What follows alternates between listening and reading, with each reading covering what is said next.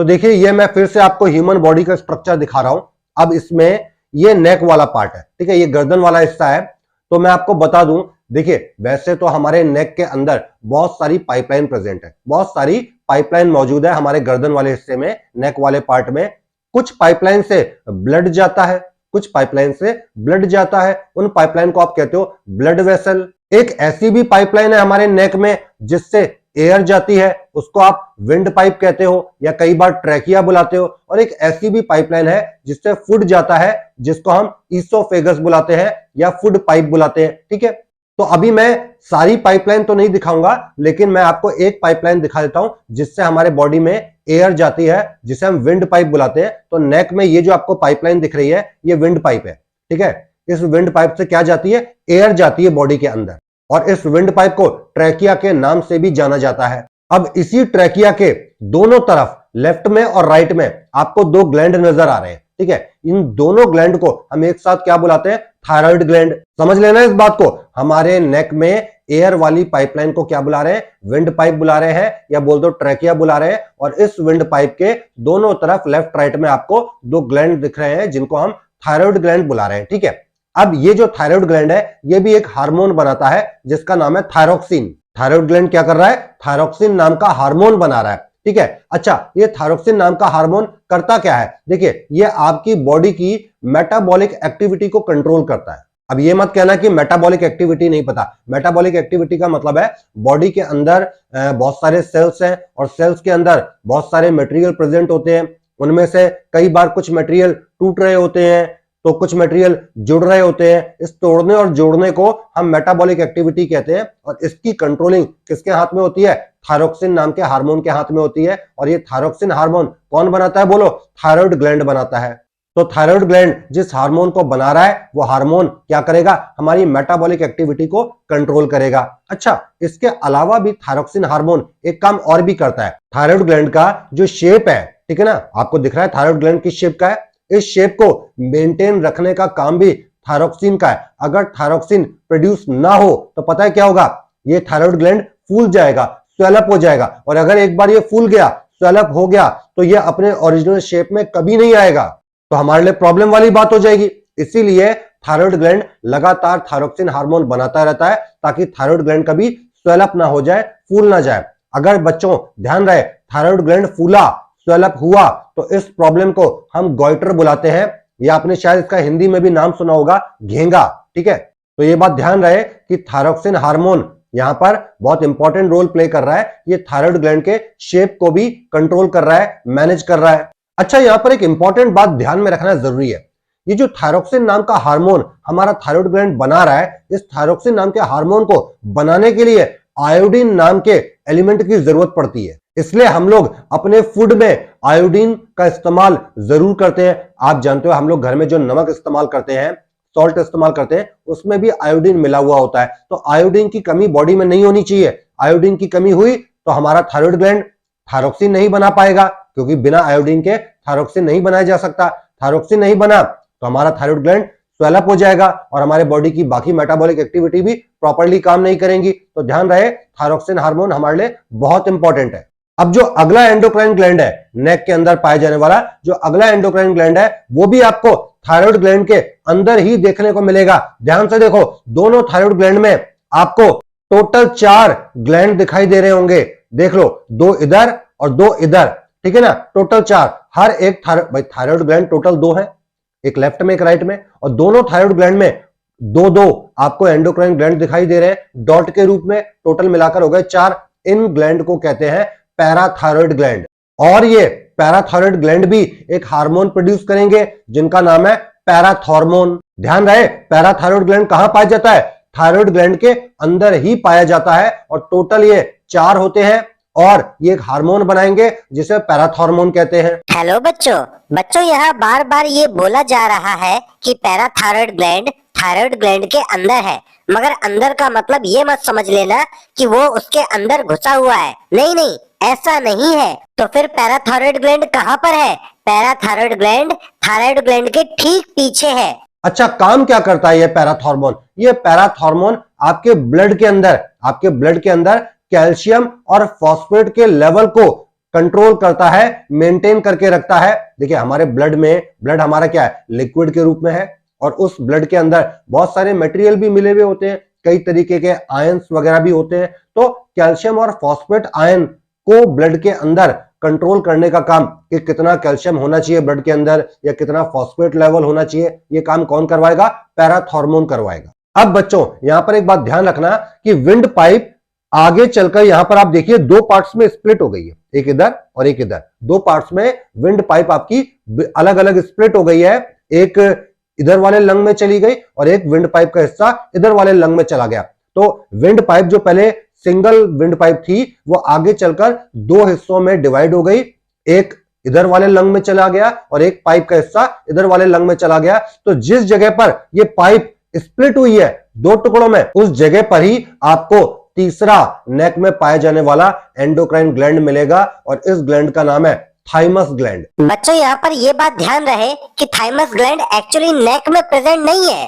वो कहाँ प्रेजेंट है, वो नेक के थोड़ा सा नीचे चेस्ट की तरफ प्रेजेंट है। ध्यान रहे थाइमस ग्लैंड कहां पाया जाता है, जिस जगह पर आपका विंड पाइप दो पार्ट्स में स्प्लिट होता है उस जगह पर आपको तीसरा थाइमस ग्लैंड देखने को मिलेगा। ठीक है, अब ये जो थाइमस ग्लैंड है ये भी एक हार्मोन बनाता है, इस हार्मोन का नाम है थाइमस हार्मोन। इसके हार्मोन का नाम इसके ग्लैंड के नाम पर ही है। थाइमस ग्लैंड जो हार्मोन बनाए उस हार्मोन को आप क्या बुलाना, थाइमस हार्मोन। और ये हार्मोन करता क्या है, तो हमारे बॉडी का बच्चों जो इम्यून सिस्टम है, इम्यून सिस्टम मतलब बीमारियों से लड़ने की जो कैपेसिटी है, जो क्षमता है हमारे बॉडी की, उसी को हम इम्यून सिस्टम कहते हैं। उसको कंट्रोल करने का काम, उसको मैनेज करने का काम थाइमस हार्मोन करेगा। और ये हार्मोन बोलो कौन बनाता है, थाइमस ग्लैंड बनाता है। तो आई होप बच्चों आपको नेक में पाए जाने वाले तीनों एंडोक्राइन ग्लैंड क्लियर हो गए होंगे। अब बच्चों आते हैं नेक से नीचे वाले पार्ट में, ठीक है ना, बॉडी के लोअर पार्ट में आते हैं। तो देखिए आपको एक स्ट्रक्चर दिख रहा होगा, ये वाला, इसको हम कहते हैं बेटा पैंक्रिया। ये भी बड़ा इंपॉर्टेंट बॉडी पार्ट है हमारा पैंक्रिया। पैंक्रिया भी एक ग्लैंड है, ठीक है। हालांकि मैं बता दूं पैंक्रिया एक ऐसा ग्लैंड है जो एंडोक्राइन की तरह भी बर्ताव करता है और एक्सोक्राइन ग्लैंड की तरह भी बिहेव करता है। उसके पीछे कारण है क्या, ये जो पैंक्रिया है ये बेटा एक केमिकल बनाता है जिसको ये अपनी खुद की पाइपलाइन से भेजता है। उस केमिकल का नाम है पैंक्रेटिक जूस, ठीक है। और जिस पाइपलाइन से ये उस पैंक्रेटिक जूस नाम के केमिकल को भेजता है उस पाइपलाइन का नाम है पैंक्रेटिक डक्ट। तो ध्यान रहे पैंक्रिया एक ऐसा केमिकल बनाता है जिसको वो अपनी पाइपलाइन से भेजता है। उस पाइपलाइन का नाम पैंक्रेटिक डक्ट है और जिस केमिकल को वो भेजता है उसका नाम है पैंक्रेटिक जूस। वो केमिकल डाइजेशन में मदद करता है। अब क्योंकि वो केमिकल पाइपलाइन से जा रहा है तो उस नजरिए से, उस पॉइंट ऑफ व्यू से आप इसको क्या बुलाओगे, एक एक्सोक्राइन ग्लैंड। आप पैंक्रिया को क्या बोलोगे कि भैया तुम एक्सोक्राइन ग्लैंड हो, क्योंकि तुम जो केमिकल बना रहे हो उसको तुम पाइपलाइन से भेज रहे हो। लेकिन बच्चों पैंक्रिया एक ऐसा भी केमिकल बनाता है जिसको वो पाइपलाइन से नहीं भेजता, उसको वो ब्लड में डालकर भेजता है। तो बच्चों उस पॉइंट ऑफ व्यू से तो पैंक्रिया एक एंडोक्राइन ग्लैंड हुआ, ठीक है ना। तो कभी कभी पैंक्रिया एंडोक्राइन की तरह भी बर्ताव करता है और एक्सोक्राइन की तरह भी बर्ताव करता है। तो हम तो एंडोक्राइन वाले बिहेवियर को पढ़ ले क्योंकि हम तो एंडोक्राइन नेचर में इंटरेस्टेड है। तो पैंक्रिया जो केमिकल बनाएगा जिसको वो ब्लड से भेजेगा, उस हार्मोन का नाम है इंसुलिन। पैंक्रिया इंसुलिन नाम का हार्मोन बनाएगा जिसको वो ब्लड से भेजेगा। अच्छा, ये इंसुलिन नाम का हार्मोन करता क्या है, ये बॉडी में शुगर लेवल को कंट्रोल करता है। अब सोचो अगर ये पैंक्रिया जरूरत से ज्यादा इंसुलिन बना दे तो क्या होगा, ये इंसुलिन हमारी बॉडी के पूरे शुगर लेवल को एकदम डाउन कर देगा। शुगर लेवल मतलब ग्लूकोज, ठीक है ना। और ग्लूकोज से तो हमें एनर्जी मिलती है। तो भैया अगर पूरा ग्लूकोज लेवल इंसुलिन ने डाउन कर दिया तो बड़ी मुसीबत हो जाएगी। भाई हमें एनर्जी कैसे मिलेगी, हमें एनर्जी के लिए तो ग्लूकोज चाहिए। और अगर हमें एनर्जी नहीं मिली तो ध्यान रहे सबसे पहले हमारा दिमाग काम करना बंद कर देगा। हमारी बॉडी का 20% एनर्जी तो अकेला ब्रेन इस्तेमाल करता है। तो अगर इंसुलिन ज्यादा बन गया तो बॉडी का शुगर लेवल एकदम से डाउन मार जाएगा और सबसे पहले आपका ब्रेन काम करना बंद कर देगा। हालांकि ब्रेन का कुछ हिस्सा काम करता रहेगा थोड़ी बहुत एनर्जी से भी, लेकिन ब्रेन का मेजॉरिटी पार्ट काम करना बंद कर देगा और पर्सन कोमा में चला जाएगा। और कोमा से तो आदमी कब जागेगा कुछ पता नहीं है। ये तो बड़ा अनप्रिडिक्टेबल एक्टिविटी है। तो ध्यान रहे, अगर इंसुलिन जरूरत से ज्यादा प्रोड्यूस हो गया तो बॉडी का शुगर लेवल एकदम से डाउन हो जाएगा और पर्सन कोमा में चला जाएगा।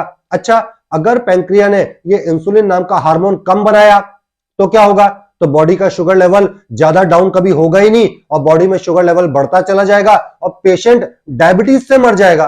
तो अब तो ये बड़ी मुसीबत वाली बात हो गई भाई कि ज्यादा बन रहा है तो भी दिक्कत, कम बन रहा है तो भी दिक्कत। तो ज्यादा क्यों बनाना है, कम क्यों बनाना है? एक फिक्स अमाउंट में बनाओ। इसीलिए पैंक्रिया इंसुलिन नाम का हार्मोन एक प्रॉपर अमाउंट में ही बनाती है, ना जरूरत से ज्यादा ना ही जरूरत से कम। तो उम्मीद करता हूं बच्चों आपको पैंक्रिया के हार्मोन का फंक्शन समझ में आ गया होगा।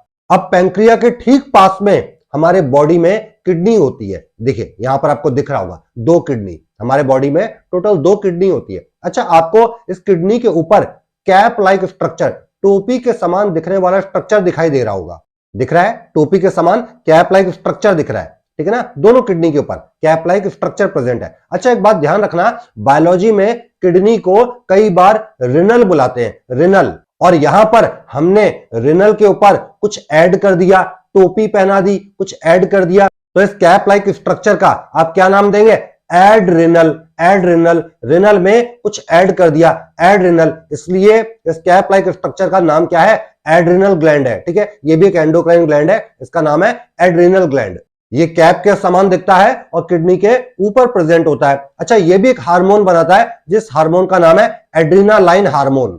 अब ये एड्रीनालाइन हार्मोन करता क्या है? देखिए मैं आपको बताऊं, ये हमारी बॉडी को फ्लाइट या फाइट सिचुएशन के लिए प्रिपेयर करता है। अब इसका क्या मतलब है भाई? इसका मतलब यह है कि कभी कभी ऐसी सिचुएशन आती है जब आपको बहुत ज्यादा एनर्जी की जरूरत पड़ती है। मान लो एक एग्जांपल के तौर पे समझाता हूं, एक छोटा सा डॉगी, ठीक है, लेटा हुआ है, एक छोटा सा डॉगी लेटा हुआ है और तुम बढ़िया कहीं पर फोन पर बात करते हुए खड़े हो वहीं पर, ठीक है, फोन पर बात कर रहे हो आप बड़े आराम से कि हेलो हाँ भैया कहां हो, आप फोन में मस्त बात कर रहे हो। अब तुमने देखा नहीं कि डॉगी बगल में लेटा हुआ है और फोन पे बात करते करते क्या हुआ, गलती से तुम्हारा पैर डॉगी के पूंछ पर, टेल पर पड़ गया।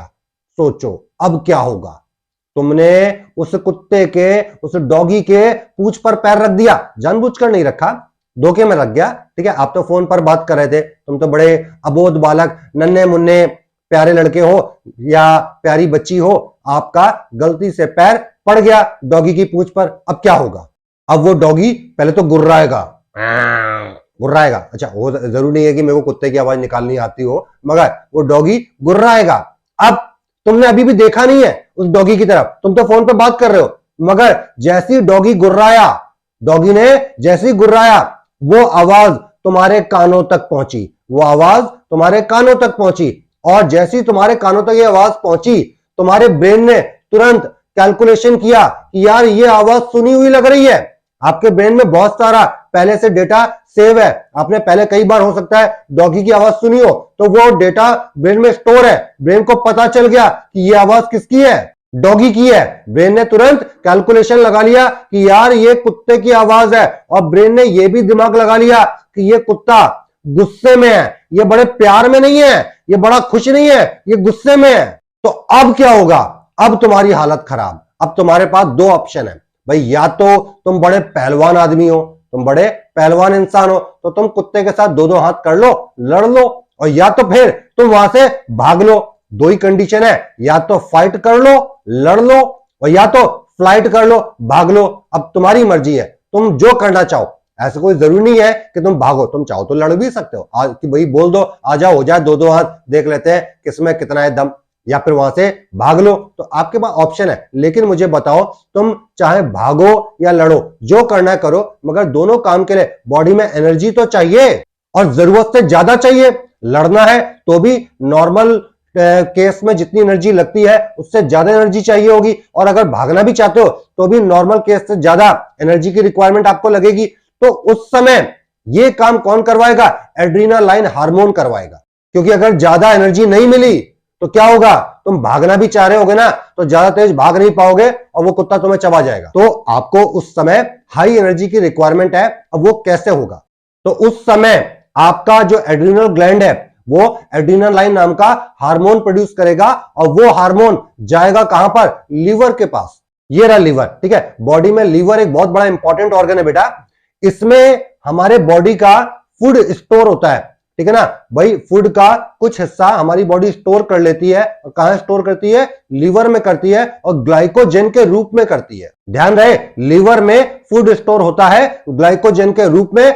अब जो एड्रिनल ग्लैंड ने हार्मोन बनाया, एड्रिनालाइन नाम का हार्मोन, वो हार्मोन लीवर के पास आएगा और लीवर को ऑर्डर देगा कि भैया तुम्हारे पास ग्लाइकोजन नाम का जो फूड स्टोर है उसको बाहर निकालो, ताकि उस फूड को तोड़कर एनर्जी निकाली जा सके, क्योंकि क्रिटिकल कंडीशन आ चुकी है, ऑन द स्पॉट अचानक से बहुत ज्यादा एनर्जी की रिक्वायरमेंट है।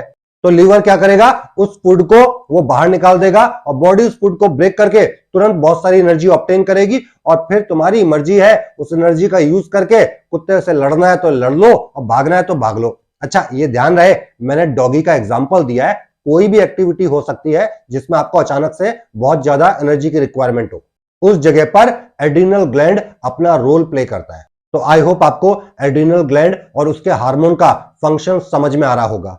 अब बच्चों रह गया हमारा आखिरी ग्लैंड, नाइन्थ ग्लैंड, ठीक है। ये जो आखिरी का नाइन्थ ग्लैंड है बेटा, ये मेल के केस में कुछ अलग है और फीमेल के केस में अलग है। अभी जो मैंने 8 ग्लैंड पढ़ा है, ये तो मेल की बॉडी में भी पाए जाते हैं और फीमेल की बॉडी में भी पाए जाते हैं, मगर जो मैं 9th ग्लैंड बताने वाला हूं वो मेल के लिए अलग है, फीमेल के लिए अलग है। अगर ये बॉडी किसी मेल की है तो मेल के केस में टेस्टिस नाम का ग्लैंड होता है, ठीक है। ये जो टेस्टिस नाम का ग्लैंड है, ये मेल की बॉडी में पाए जाने वाला 9th एंडोक्राइन ग्लैंड है। हालांकि मैंने आपको रिप्रोडक्शन वाले चैप्टर में ये बात बताई है कि जो टेस्टिस है वो एंडोक्राइन और एक्सोक्राइन दोनों तरीके के ग्लैंड के रूप में काम करता है। भाई टेस्टिस जो है वो स्पर्म नाम का मेल गैमेट बनाता है, जिसको वो अपनी एक पाइपलाइन के थ्रू भेजता है, जिस पाइपलाइन को हम लोगों ने स्पर्म डक्ट का नाम दिया था। तो उस नजरिए से टेस्टिस एक एक्सोक्राइन ग्लैंड है, मगर क्योंकि टेस्टिस टेस्टोस्टेरोन नाम का हार्मोन भी बनाता है, जिसको वो ब्लड में डालकर भेजता है, उस नजरिए से, उस पॉइंट ऑफ व्यू से टेस्टिस एक एंडोक्राइन ग्लैंड भी हुआ। तो टेस्टिस कौन सा हार्मोन बनाता है? टेस्टोस्टेरोन नाम का हार्मोन बनाता है, जिसको वो ब्लड में डालकर भेजेगा। और ये हार्मोन करता क्या है? ये मेल प्यूबर्टी पीरियड में होने वाले बॉडी चेंजेस को कंट्रोल करता है। अब इसके बारे में मैं आपको ऑलरेडी रिप्रोडक्शन चैप्टर में बता चुका हूं, तो मैं बहुत ज्यादा टेस्टोस्टेरोन के ऊपर बात नहीं करूंगा। अच्छा, अगर ये बॉडी एक फीमेल की हुई तो उस केस में टेस्टिस नहीं होगा, उस केस में ओवरी होती है, ठीक है। और मैं आपको बता चुका हूं रिप्रोडक्शन के चैप्टर में कि ओवरी भी 2 हार्मोन बनाती है, ठीक है ना। ओवरी भी 2 हार्मोन बनाती है। अच्छा, ये बात ध्यान रहे कि ओवरी भी एंडोक्राइन और एक्सोक्राइन ग्लैंड दोनों की तरह काम करती है, क्योंकि ये एग सेल बनाती है और उसको वो फैलोपियन ट्यूब से भेजती है। तो उस पॉइंट ऑफ व्यू से ओवरी एक एक्सोक्राइन ग्लैंड है, और क्योंकि ये 2 हार्मोन भी बनाती है जिनको ये ब्लड से भेजती है, तो उस पॉइंट ऑफ व्यू से ओवरी एक एंडोक्राइन ग्लैंड भी है। अब ओवरी कौन से 2 हार्मोन बनाती है? तो ये बेटा एस्ट्रोजन और प्रोजेस्टेरोन नाम का हार्मोन बनाती है। दोनों के फंक्शन भी मैं आपको इससे पिछले चैप्टर में बता चुका हूं। एस्ट्रोजन क्या करता है? फीमेल प्यूबर्टी पीरियड में होने वाले बॉडी चेंजेस को रेगुलेट करेगा, और प्रोजेस्टेरोन क्या करता है? मेंस्ट्रुअल साइकिल और प्रेगनेंसी से रिलेटेड जो भी बॉडी एक्टिविटी होती है उनको मैनेज करता है। तो बच्चों, ये हमारे टोटल 9 एंडोक्राइन ग्लैंड हो गए जो हमने इस पोर्शन में पढ़े। आई होप आपको अच्छे से समझ में आया होगा।